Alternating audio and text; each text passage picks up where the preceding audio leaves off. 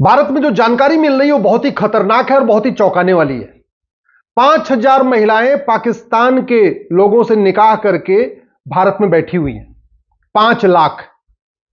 और जो महिलाएं भारत में हैं जिन्होंने पाकिस्तानियों से निकाह किया है उसमें किसी के 8 बच्चे, किसी के 9 बच्चे, किसी के 6 बच्चे, 5 से कम तो मिल ही नहीं रहे। 10-12 बच्चे वाले भी परिवार मिल रहे। अगर एवरेज 5 बच्चे मान के चलिए तो 5 लाख महिलाओं से लगभग 25 लाख बच्चे जिसके फादर पाकिस्तानी हैं, वो 25 लाख बच्चे भारत में रह रहे हैं। और वो बच्चे कोई छोटे भी नहीं, वो बड़े हो चुके हैं, उनका शादी विवाह भी हो चुका है। तो यानी 5 लाख महिलाओं ने पाकिस्तानियों से शादी किया, उनके ऑन एन एवरेज लगभग 25 लाख बच्चे पैदा हुए। वो मां भी, वो दादी भी बन गई हैं, वो नानी भी बन गई हैं और वो अम्मा भी बन रही हैं। तो लगभग 25 लाख नाती और पोते। यह बहुत ही बड़ी खतरे की घंटी है। सवाल यह है, ऐसी घटनाएं अरब, दुबई, कुवैत, बहरीन में क्यों नहीं होती हैं? कभी आपने सुना कि अरब, दुबई, कुवैत, बहरीन की कोई महिला भारत में आके किसी से शादी की हो, निकाह की हो और वहां की नागरिकता उसने ले रखी हो? कभी आपने सुना कि अमेरिका या सिंगापुर या जापान या चीन के किसी महिला ने भारत में आके शादी किया हो और वहां की नागरिकता ले रखी हो? नहीं सुना होगा। लेकिन भारत में ऐसा हुआ है। 5 लाख महिलाएं, उनके 25 लाख बच्चे, उनके लगभग 25 लाख नाती पोते। यह सिचुएशन आज की है। और ये क्यों हुआ है? क्योंकि हमारा फॉरेनर एक्ट 19 ये 46 चल रहा है। जो चल रहा था अब तो बदल गया है और ये सड़ा हुआ कानून था। घुसपैठ का भी मूल कारण था और इस समस्या का भी मूल कारण यही था। यह कानून अभी बदला गया है। इमिग्रेशन एक्ट आ गया है, ये 2025 में भी आया, इसी संसद सत्र में आया। लेकिन यह भी नए बोतल में पुरानी शराब जैसा है। इसमें भी वैसी कठोर सजा नहीं है जैसा सिंगापुर में है, जापान में है, अमेरिका में है, रूस में है, चीन में है। वैसा इसमें भी खतरनाक नहीं है। आखिर भारत में इतनी अराजकता का मूल कारण क्या है? मूल कारण यह है कि हम भगवान श्री राम की पूजा तो करते हैं लेकिन राम नीति लागू नहीं करते। भगवान श्री राम ने कहा था, भय बिन होए न प्रीत। हम भगवान कृष्ण की पूजा करते हैं लेकिन कृष्ण नीति लागू नहीं करते। भगवान कृष्ण ने कहा था, सठे साठ्यम समाचरित। हमारे पूर्वज खुद ही कहते थे, लोहा लोहे को काटता है। लेकिन हमने लोहा लोहे को काटता है इस सिद्धांत के अनुसार नियम कानून नहीं बनाया। नतीजा यह हुआ कि 5 लाख महिलाओं ने पाकिस्तानियों से शादी करके लगभग 25 लाख बच्चे पैदा कर दिए और उनके लगभग 25 लाख नाती पोते भी हो चुके।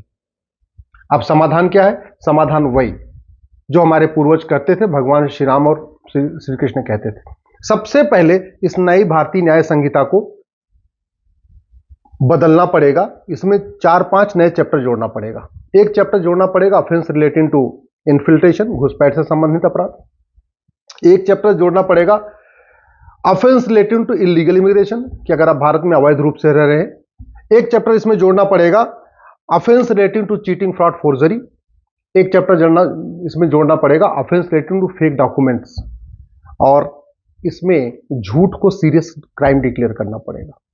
जब तक झूठ को गंभीर अपराध घोषित नहीं करेंगे और झूठ पकड़ने के लिए नार्को पॉलीग्राफ ब्रेन मैपिंग कानून नहीं बनाएंगे, तब तक भारत में अराजकता रहेगी और कोई भी अपराध कम नहीं होगा।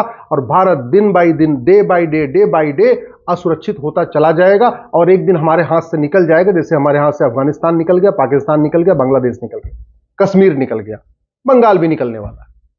समाधान यही है, सठे साठ्यम समाचरित, भय बिन होए न प्रीत। मैं पूरी गारंटी के साथ कह रहा हूं। आप किसी एक महिला को पकड़िए, उसका narco polygraph brain mapping test करिए और टेस्ट करके उससे पूछिए कि तूने निकाह क्यों किया था। दूसरा उससे सवाल पूछिए, निकाह करने के बाद तुम यहीं भारत में क्यों रुक गई। फिर उससे यह भी पूछिए, तुम्हारे कुल कितने बच्चे हैं। और फिर उससे यह भी पूछिए, तुम्हें भारत में रहने के लिए किसने किसने मदद किया, कौन तुम्हें पैसा देता है, कहां से पैसा आता है, तुम्हारे बच्चों के सर्टिफिकेट कैसे बने, बर्थ सर्टिफिकेट कैसे बना, तुम्हारा आधार कैसे बना, तुम्हारा पासपोर्ट कैसे बना, तुम्हारा डोमिसाइल सर्टिफिकेट कैसे बना। ये सारी बात पूछ लीजिए। तो जानते, एक एक महिला के कम से कम 10-10 मददगार निकलेंगे। वो 10 लोग मदद क्यों कर रहे? क्योंकि भारत में न तो फर्जी डॉक्यूमेंट बनवाना गंभीर अपराध है, न बनवाना गंभीर अपराध है। तो महिला ने सारे डॉक्यूमेंट बनवा लिए क्योंकि वो सीरियस क्राइम नहीं है। और आधार बनाने वाले ने आधार बना दिया, नगर निगम वाले ने बर्थ सर्टिफिकेट बना दिया, तहसील वाले ने राशन कार्ड बना दिया, हर जगह के आरटी ऑफिस के दलाल ने उनको ड्राइविंग लाइसेंस बना के दिए। सारे डॉक्यूमेंट बनते चले जा रहे हैं। क्यों? क्योंकि फर्जी डॉक्यूमेंट बनाना और फर्जी डॉक्यूमेंट बनवाना गंभीर अपराध है। ये जो भारत में रह रही हैं, ये हमारी राष्ट्र की सुरक्षा के लिए खतरा है। उससे निपटने के लिए हमारे पास एनएसए है, लेकिन कहीं की पुलिस एनएसए नहीं लगाती, क्योंकि जो नेशनल सिक्योरिटी एक्ट है इसमें कहीं लिखा ही नहीं है कि भारत में अवैध रूप से रहना राष्ट्र की सुरक्षा के लिए खतरा है।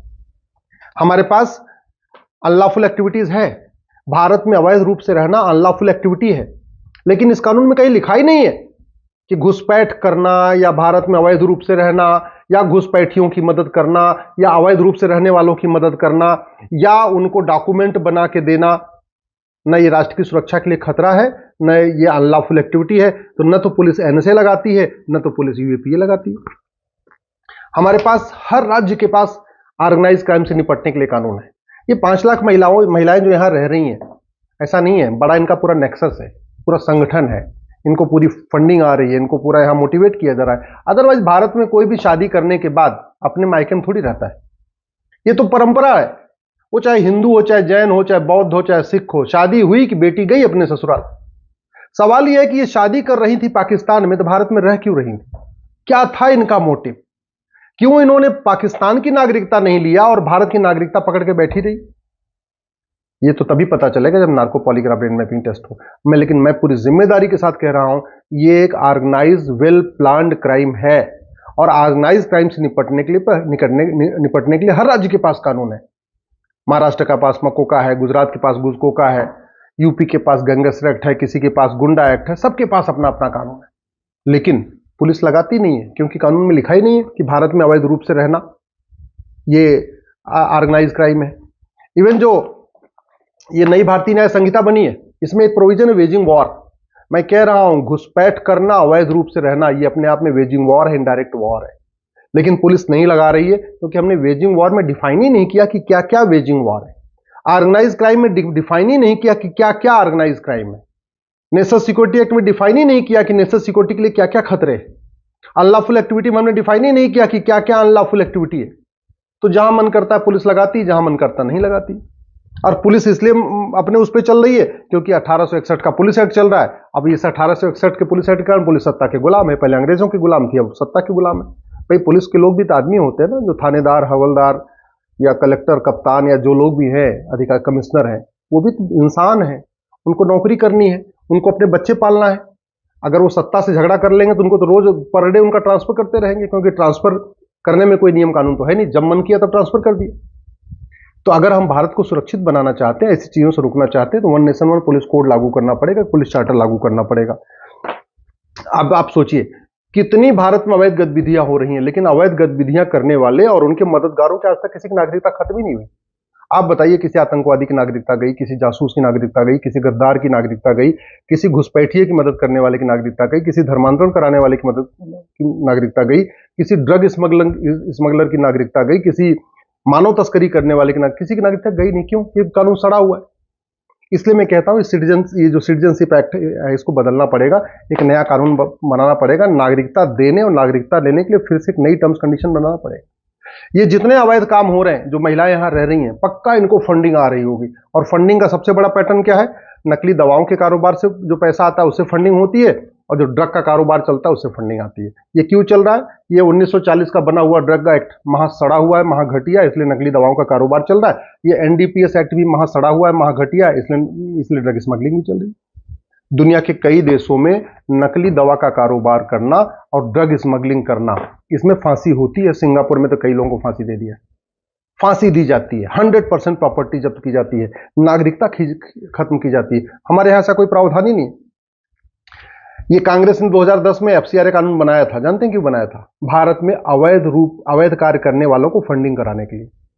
नक्सलियों को, माओवादियों को, जिहादियों को, मिशनरियों को, आतंकवादियों को, अलगाववादियों को, सबको फंडिंग चलती रहे। जो देश विरोधी लेखक हैं, बुद्धिजीवी हैं, पत्रकार हैं, कलमकार हैं, यूट्यूबर हैं, जो देश विरोधी काम करने वाले, सबको फंडिंग चलती रहे, उनके एनजीओज को फंडिंग होती रहे, उसके लिए एफसीआरए कानून बना था। ये जब तक खत्म नहीं होगा तब तक विदेशी फंडिंग नहीं बंद होगी। फंडिंग नहीं बंद होगी तो अवैध काम नहीं बंद होगा। क्योंकि कोई भी काम जो भारत में लोग रहते हैं, वो निस्वार्थ भाव से नहीं करते, पैसे के लिए करते हैं। वो पैसे के लिए जासूसों की मदद करते हैं, पैसों के लिए गद्दारों की मदद करते हैं, पैसे के लिए घुसपैठियों की मदद करते हैं, पैसे के लिए मिशनरियों की मदद करते हैं। तो जब तक फंडिंग नहीं बंद होगी तब तक ये देश विरोधी काम नहीं बंद होंगे। जब तक काला धन पैदा हो रहा है ना, तब तक काला कारोबार नहीं बंद होगा। जितने भी अवैध काम होते हैं सबकी फंडिंग काले धन से होती है, और काला धन जनरेट हो रहा है, जबरदस्त जनरेट हो रहा है। आप बीच में देखते रहे होंगे 500-500 की नोट पकड़ी जाती है, बोरे के बोरे पकड़ी जाती है। अभी जज साहब के यहाँ 500 रुपए के बोरे पकड़े गए थे। कितने नेताओं के यहाँ 500-500 के बोरे पकड़े जाते हैं। आम जनता को 500 रुपए के नोट की जरूरत नहीं। आम जनता तो 100 रुपए बहुत पर्याप्त है। 100 रुपए से ज्यादा कोई पर डे खर्च करता नहीं। 80% लोग पर डे 100 रुपए से कम खर्च करते हैं। उनको बड़ी नोट की जरूरत ही नहीं। जो बड़े हैं उनके पास एटीएम, पेटीएम, भीम, यूपीआई, डेबिट कार्ड है, फिर भी 500 रुपए की नोट चल रही है। 100 रुपए से बड़ी नोट बंद कर दिया जाए और इस कानून को बदल दिया जाए, काला धन रुक जाएगा, काला धन, काला कारोबार रुक जाएगा। तो ये जो अवैध काम हो रहा है, जो अवैध रूप से रह रहे हैं, जो घुसपैठ होती है, धर्मांतरण होता है, ये सारे काम रुक जाएंगे।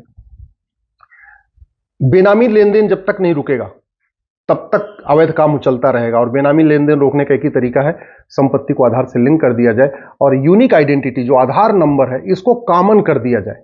जो आधार नंबर है यही ड्राइविंग लाइसेंस का नंबर हो, यही पासपोर्ट का नंबर हो, यही आपके सारे डॉक्यूमेंट का नंबर आधार हो। जब कोई आप कार खरीदो, बाइक खरीदो, मोबाइल खरीदो, कुछ भी सामान खरीदो, 10,000 रुपए से महंगा अगर सामान खरीदने, वो आधार में लिंक होता चला जाएगा। बेनामी लेन देन रुक जाएगा। बेनामी लेन देन रुक जाएगा तो भारत में शांति आएगी, अराजकता बंद हो जाएगी। हवाला का कारोबार रोकना पड़ेगा। सारी फंडिंग, खाड़ी देशों की जितनी फंडिंग होती सब हवाला के जरिए आती है। जिहादियों की, मिसरियों की, धर्म मदरसा बनाने की, मस्जिद बनाने की, मजार बनाने की, दरगाह बनाने की, जितनी फंडिंग आ रही है, अलगाववादियों की, आतंक, सारी फंडिंग हवाला के जरिए होती है। हवाला तभी रुकेगा जब 100 रुपए से बड़ी नोट बंद हो, 5,000 रुपए से महंगे सामान का कैश लेन देन बंद हो, प्रॉपर्टी को आधार से लिंक किया जाए। सबसे बड़ा मूल कारण है अवैध काम का, वो है भ्रष्टाचार। ये बचते हैं भ्रष्टाचार के जरिए। पुलिस की जांच गड़बड़ हो जाती है पैसे देके, जज साहब गलत फैसला दे देते हैं पैसे देके, गवाह तैयार हो जाते हैं पैसे के दम पे। तो जब तक ये करप्शन अब नहीं बंद होगा, और सबसे बड़ी बात ये कि जब तक भारत में झूठ बोलना गंभीर अपराध नहीं होगा, झूठ पकड़ने के लिए नार्को पॉलीग्राफ ब्रेन मैपिंग कानून नहीं बनेगा, झूठा हलफनामा दाखिल करना, झूठी गवाही देना, इसको गंभीर अपराध घोषित नहीं किया जाएगा। और झूठा डॉक्यूमेंट बनाना, झूठा Aadhaar, ration card, driving licence, voter ID, birth certificate, झूठा डॉक्यूमेंट बनाना और झूठा डॉक्यूमेंट बनवाना, इसको सीरियस क्राइम डिक्लेयर नहीं किया जाएगा।